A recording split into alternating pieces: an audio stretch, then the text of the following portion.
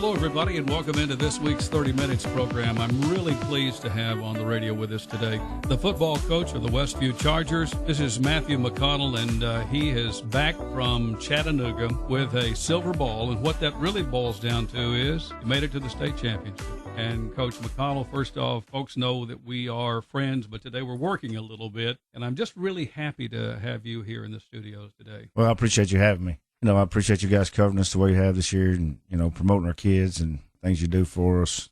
We couldn't have as much coverage as we have if it weren't for you guys and what you do. So thank you for everything you do for us. How did you get into football? How did you first become a football player? Junior high, elementary? Where did it begin? I started in junior high when I was in sixth grade, spring of our sixth grade year. We got to go out for football. Funny story, actually. I still remember to this day. So we went in this little room and we got our equipment, helmet, shoulder pads. I brought it home and took a SOS brush and cleaned up the helmet and cleaned everything up. And my mom's joked about it since then. She said she says the happiest day of your life at that point in time. She said if I'd have known that, I'd have bought you a helmet and shoulder pads a long time before then. But that's when we got started and just kind of fell in love with the game. What position did you play? Everywhere. I played a lot of tight end, played some linebacker, defensive end. Did some punting, just a little bit everywhere. I grew up in Camden, and we struggled when I was young. We didn't have a very good team, so I played a lot of different positions, and then was fortunate enough to play for Coach Counts. He came my sophomore year, and unbelievable coach, person. Really taught me a lot about life, really, and football especially. But we was fortunate to have him. And then Coach Kreisky came my junior year. He was with Coach Counts when they came from Henry County, and he was our coach our junior year, and then my senior year it was Coach Chuck Adams. So we had 4 different coaches in 4 years growing up in high school. So you got to play a lot of different positions. What did Coach teach you about life? You talked about Coach Counts. Just hard work. I mean, Coach Counts was very intense, very, very intense man, and he demanded the best out of you, and that's all he was going to accept. And I think that is kind of true in life. When you learn that at a young age, it definitely definitely influences your life and the way I think you approach things and the way you see things. So Coach Kreisky was the same way. Both those guys were that way, and definitely something I've carried with me, throughout the years. What were some of your classes? Biology, chemistry, math, algebra? Algebra, which I still cringe today when I think about algebra. But, same classes. Had Spanish with Miss Hawkins that we've talked about before. Paula Covington Hawkins, for those of you here in the Martin area, one of the finest women you'll ever meet as a school teacher or an individual. Absolutely. I had her for Spanish 1 and Spanish 2. So that was a joy. She reached out to me just the other night. And like you said, superwoman, great one. Just your normal classes. I took marketing classes, things that everybody takes in high school. What year did you graduate? 1997. And then after that? Came to college up here, UTM. Stayed up here a couple of years, 5, I think, 4.5. Made the most out of it. And then, went into education. Decided I really didn't want to, go into education, I thought. So I moved to Memphis and lived down there selling insurance for a little while. And then my dad and a guy he went to school with, Kelly Spivey's dad, knew each other, and they were looking for a coach at Lewis County. So they called him, and I went up there to Lewis County. Had no idea where in the world that was. Left Memphis and went up there, and it was, 9 years later, I've coached ball and living in Lewis County. What was that like?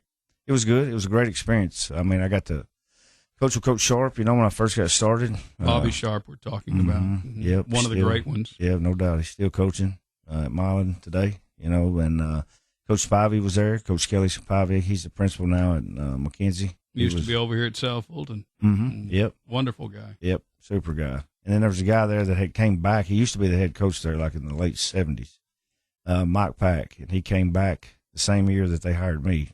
He moved back from Georgia. He was a football coach in Georgia, and very fortunate to work with those 3 guys, learn a lot about football and, the right way to do things and things that I've carried with me still to this day that, I was very fortunate enough to learn at a young age, from some guys that did it and still do it, as good as anybody.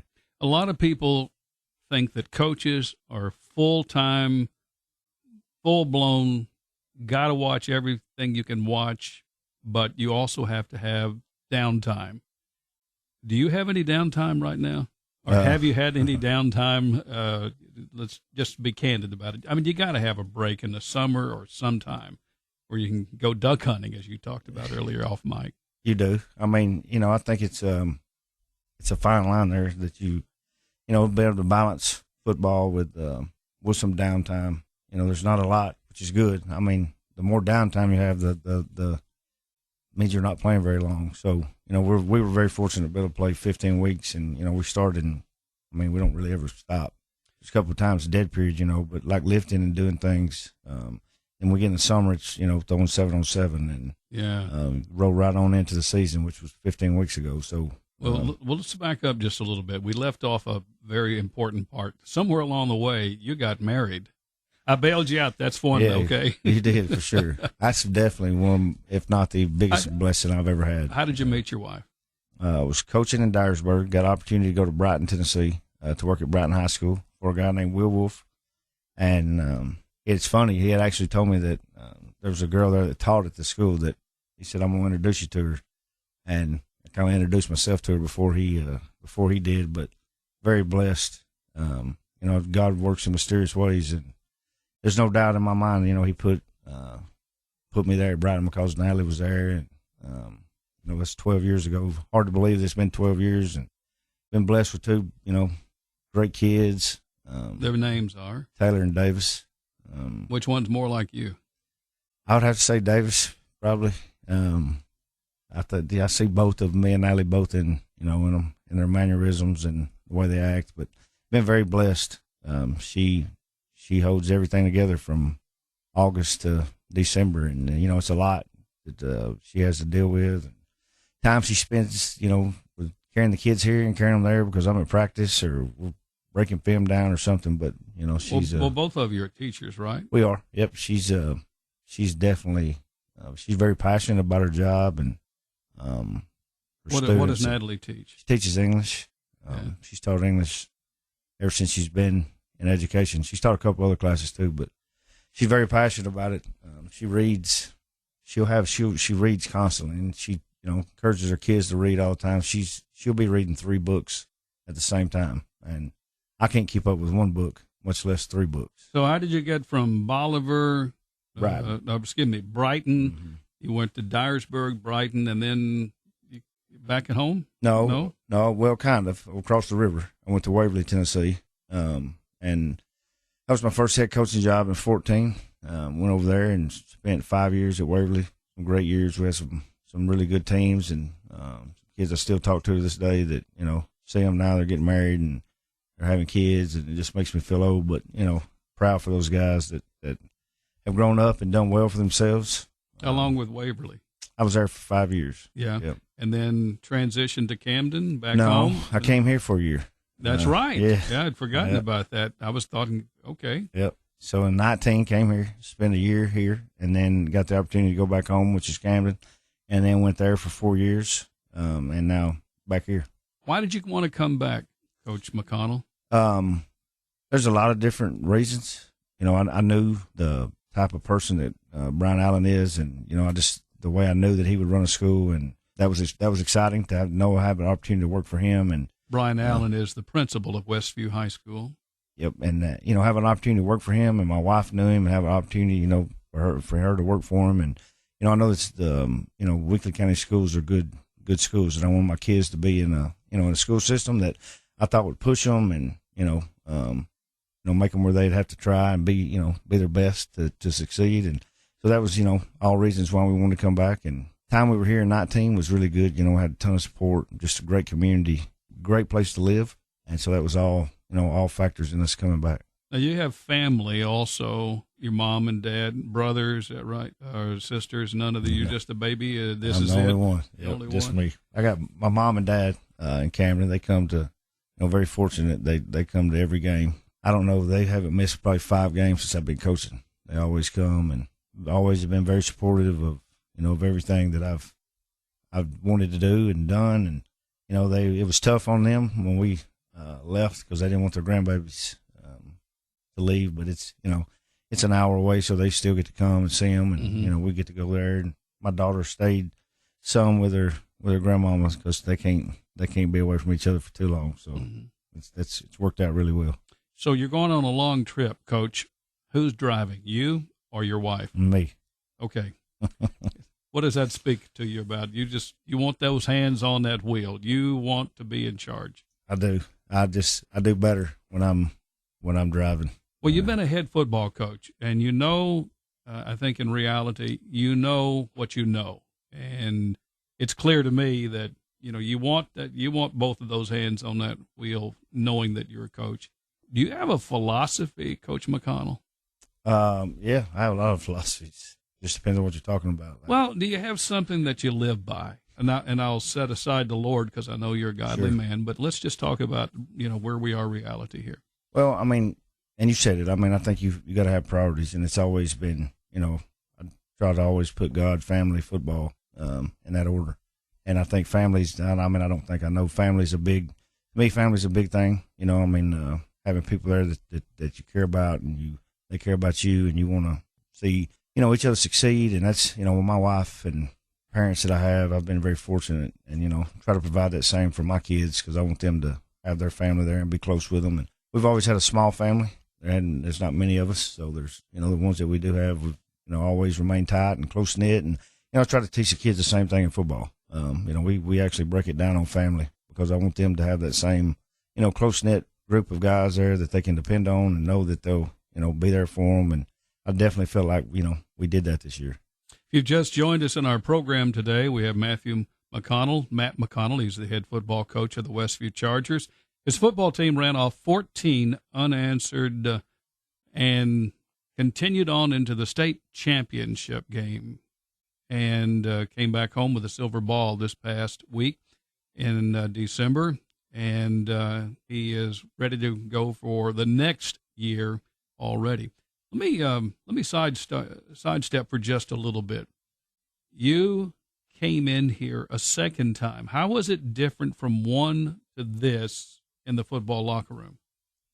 Last time when we came here in 19, they had Westview had been struggling a little bit in football, and some of those kids had never experienced the success that these seniors this year has experienced. These seniors that we had this year were part of the team in 21 when they won a state championship, so they knew what success was like, and they knew, I think they kind of knew what it took to get there, where in 19 they didn't, and it was tough. There was my philosophy and some of their philosophies were different. We were going to work, and the only thing I knew, try to get better and work hard and, outwork people, and, we had some kids that bought into that and, have gone on to do good things. And then these seniors this year, they were a little apprehensive at first, but it didn't take long, and they bought in everything we were trying to get done, and really led our team. Super kid. We had a super group of seniors this year that really, anytime you have change, when you've been doing something for 3 years and then some guy comes in you don't really know, and you got to build those relationships with those kids and get them to believe in you, and it don't happen overnight. It takes some time, but they did. They bought in, and thank the world of those kids.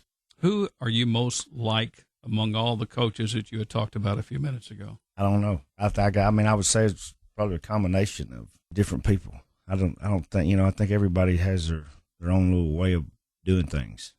Some things that I do is I've definitely picked up from other people, and there's some things that I think was kind of just instilled in me as a kid, growing up, that I've kind of still do to this day. But I think you pick up things from everybody that does football or whatever profession you're in, and I think it helps to study people that are successful and see what they're doing and try to figure out what they're doing and emulate that the best you can. What was the hardest game to win this season when you had 14 straight wins? The first time we played Covington, here at home for a regional championship in week 10 was a heck of a game. 50-something to 50-something was scored, and it was a back and forth game, and that was a tough game that the kids, once again, they kept fighting. We talked about this as a team. We went up to our first scrimmage this year, back in maybe the end of July.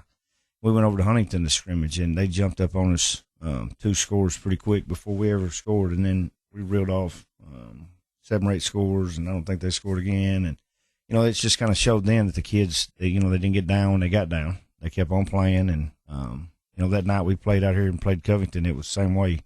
We've been leading most of the game, and then, we let the lead slip away, and then they got ahead, and we never quit playing, and, they were able to come out with a region championship and secure themselves a home, playoffs throughout the state playoffs, and, it was nice to be able to play at home for 4 straight weeks. You have done something that all coaches do. They surround themselves with people most of the time a little better than the coach, and the fact that they want to be able to be with the team. Terrific coaching staff. You'll tell me who they are here, making sure that we haven't missed anybody. But the one thing about it is trying to bring that chemistry. I don't know how hard that is when you've got 4 or 5 people that you really know them, but you don't know them very well until you coached with them. Am I right? No, you're 100% correct. I always heard like you don't really know somebody till you live with them, or work with them, Yeah, exactly. So, or coach with them, and you don't. You got to get on the same page length with everybody, and you have coaches that have everybody's, like we was talking about earlier. Everybody's a little bit different, and everybody has the niche that they bring to the table that's a little different from somebody else. But we're very fortunate to have the coaching staff we have, and those guys have worked tirelessly hours to prepare the kids and go out on Friday night. And who are all these good guys that work with you? So our defense coordinator is Logan Callens. He played here at Westview, so he's very passionate about Westview football, and it shows. Wes Johnson, we're fortunate enough to be able to hire Wes this year. That used to coach at Dresden. He coaches our offensive line for us, and and I'm saying that these guys like Coach Callens, defense coordinator, and Coach Johnson coaches offensive line, but we're probably a little bit different than most staffs. We coach. You can coach anything. We have a bunch of football coaches that love coaching ball, and just because Coach Johnson's the offensive line coach doesn't mean that's all he does. He coaches other things too when he sees it. So we're fortunate to be able to have a staff like that. But Coach Kyle Coleman also played here. We're able to get him to come back home. Excited to have him. He coaches our defensive line. Done a really good job with those guys. Coach Mike Castleman, which has been here for a little while. Again, guy that played here at Westview. Coaches receivers for us. Coaches some secondary stuff for us. He does a ton of different things for us at school. Coach Jones, which also played here at Westview. So as you see, we got a lot of Westview alumni, which I definitely think matters. Coach Jones coaches our secondary. We were able to hire Coach Jake Siss this year. He does our middle school football program, and then helps us, Friday nights and then throughout the week when he can. And he's done a great job. Excited about what he's got going on at the middle school. I know they've done some stuff in their weight room, and they're already lifting weights, so that's very important. And then Coach Tydarius Blackwell, this is his second year of being here. He coaches our linebackers for us, helps Coach Sisk at the middle school. He's the defense coordinator at the middle school, and those guys do a great job. We're very fortunate to have the coaching staff that we have. If you just joined us, we're talking with Matthew McConnell, Matt McConnell, the head football coach of the Westview Chargers. We went to the state championship. Let me just make this real simple for both of us. Why did you not win the ball game? We got off to a slow start, at the beginning of the game.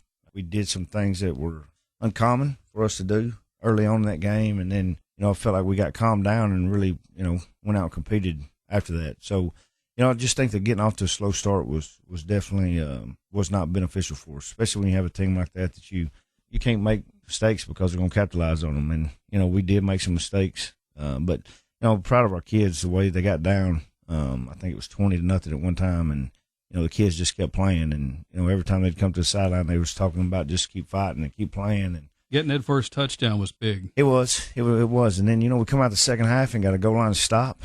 Defense did a really good job and got that stop. And then, we at one time we pulled it to within 13, and you could kind of feel the momentum shifting a little bit. And, we weren't able to answer the bell every time to come back. But the kids are hungry for a go ball, and so is the coaching staff. There's nothing to be ashamed of being silver ball and finishing second. But, like, our kids will tell you we didn't get on a bus to go to Chattanooga to finish second. So there's definitely some unfinished business there that we're going to figure out between now and next year, and, getting the off season going. But you won't play Alcoa anymore. No, they've moved up to 4A. I do understand why they did move up. I talked to the coach the other day. They're in a 8-team region now, so they only have to find 3 non-district games. They've struggled to find non-district games. I think they played 9 games this year instead of 10. Just because they couldn't find anybody.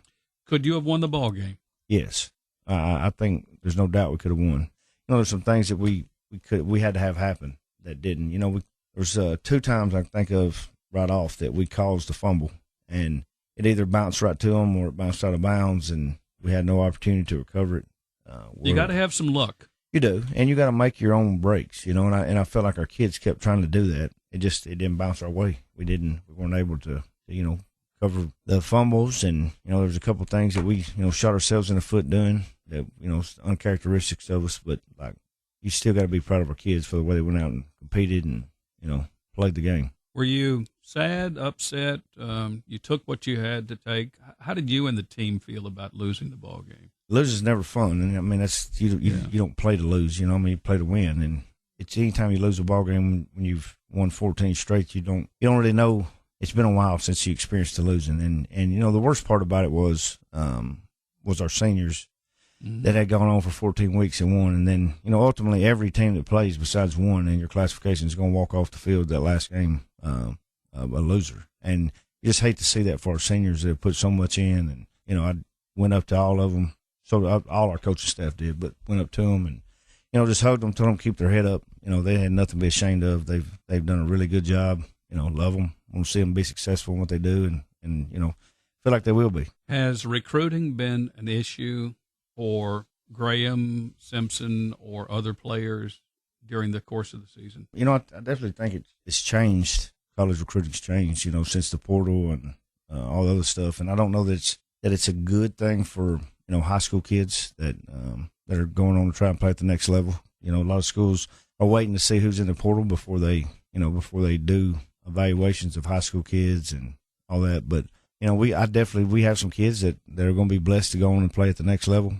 It's through their hard work and stuff. I know Graham's had some offers come up here lately, and Duke was the latest, I think. Yep, and him being just a freshman, I think it's going it'll continue to grow, especially when people get to know him and know what type of person he is and type of leader he is, and just there's some others are going to have. There are. There's not any question. Some may be out here at UT Martin. Hope we do have some. Absolutely. And all of this, of course, doesn't mean anything right now. You got to play football. I mean, if you're a young person that is not a senior and you get this kind of stuff going on, it can kind of cause some challenges. Yeah, it can. I think it's particularly for coach, because these guys want to talk to you. Yeah, I think it's it's really based on how the kid and the player how they handle it, and our kids are pretty grounded, and I think we got a kid that's been offered by UTM and he hasn't said a word to anybody, and he didn't want to say anything in the middle of the year because he didn't want any distractions, and we've encouraged him to Mike, it's awesome, proud of that kid, and. But that's just the type of kids we have. They're all about team and finding a way to win, and not so much individual stuff, but it's, awesome for him. Malik Smith's who it is. He's, I know it's cliche, but he's a warrior. I mean, he really is. He lays it on the field every time, whether he's hurt or injured or still wants to go out and play. Coaches sometimes stay forever and then retire. Don Cody is a perfect example of that. He has 199 career wins. And then he did go up and help Mayfield for a short period of time. How long would you think, in a really big picture, how long would you like to stay here? Until I'm done. I mean, I want to stay here. I don't know when done is. I think it's just when right now, I mean, I have a ton of energy still, and I don't know.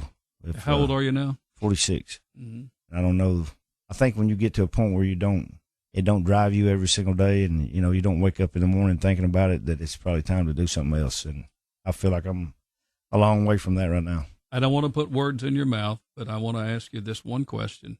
What is the one thing that you believe your football team has to do to come back next year and be a really strong football contender again?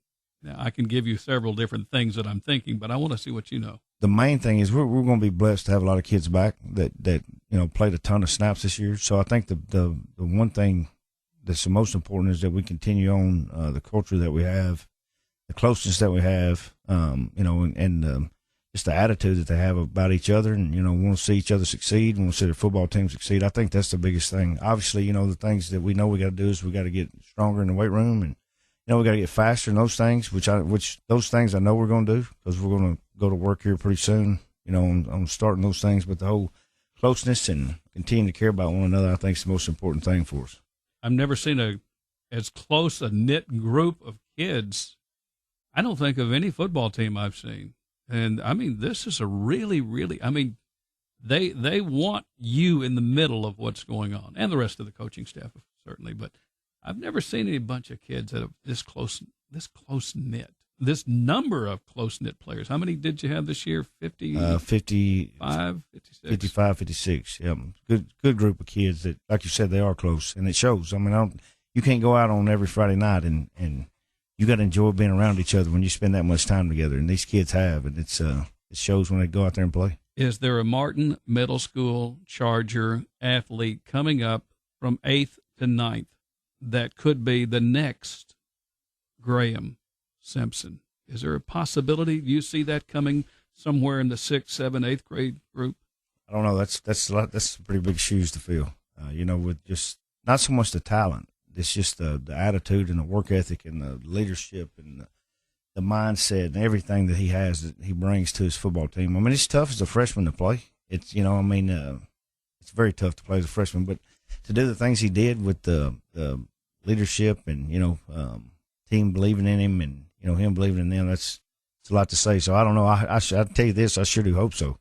I hope there's one in every class coming up. Coach, I'll leave you with the last word here, something that you might want to tell our audience. Yeah, just that, we appreciate, we've had some great support this year from our community, from our student section. Definitely been the best student section that I've ever been a part of, that, has been there every game, whether it be, one game we played in pouring down rain and a hurricane coming through, and there was still a ton of students there, support us all the way to Chattanooga. So we definitely want to thank those people. Coach Brian Allen, our principal, he goes above and beyond to make sure those kids have everything they need. Took a ton off us last week. Him and Coach Haskins took a ton off of us. Things trying to get ready to go to Chattanooga. Mr. Lana Smith, our assistant principal, she does a lot for us. We're blessed to have a great quarterback club that have guys here in this community that a lot of them played here, some of them didn't, that are very passionate about making sure the kids have things they need and are willing to do what it takes to do that. Brian Smith has helped us a ton with dynamics. We had a couple kids banged up after the semifinal game, and he worked with them, trying to get them back on the field, which was big for us. So we definitely appreciate that. And I could go on and on about people that contribute and do things for us. And I'm going to leave somebody out. So if I do, I apologize to you, but we appreciate you. Corey Davis, he comes out to our field house every Friday before a game, and, he chiropractor here in town that takes care of the kids and, does a great job for us. He does that every week or nothing. Just, he played here. A ton of people that played here that want to give back, and, we're very blessed to have that. So thank all those people and, everybody that comes out and supports us. We definitely appreciate it. Matt McConnell, head football coach of the Westview Chargers, who took his team to the state championship, came up as the runner-up against Alcoa. Thanks for coming in today, Coach, and it's been a pleasure having you on Coach's Corner. Your comments to our program on that show each and every Saturday. I'm telling you, a lot of people want to hear what you have to say, along with the other coaches that we have there. But I'm very proud of you. You represent Weakley County well, and we wish you the very best. I appreciate it. And I appreciate you having me on, and appreciate, like we said earlier, the support you give us. So thanks a lot. That's our program today here on 30 Minutes. Thank you, everybody, for listening to us on Coach's Corner. You can hear on Saturday mornings. We'll talk more about sports, but right here on 30 Minutes, we hope you've enjoyed our program. Paul Tinkle with Coach Matt McConnell, pre-recorded on Thunderbolt Radio. You've been listening to 30 Minutes, a community affairs program on Thunderbolt Radio.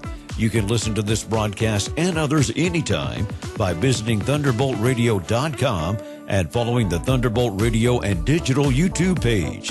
Thanks for listening.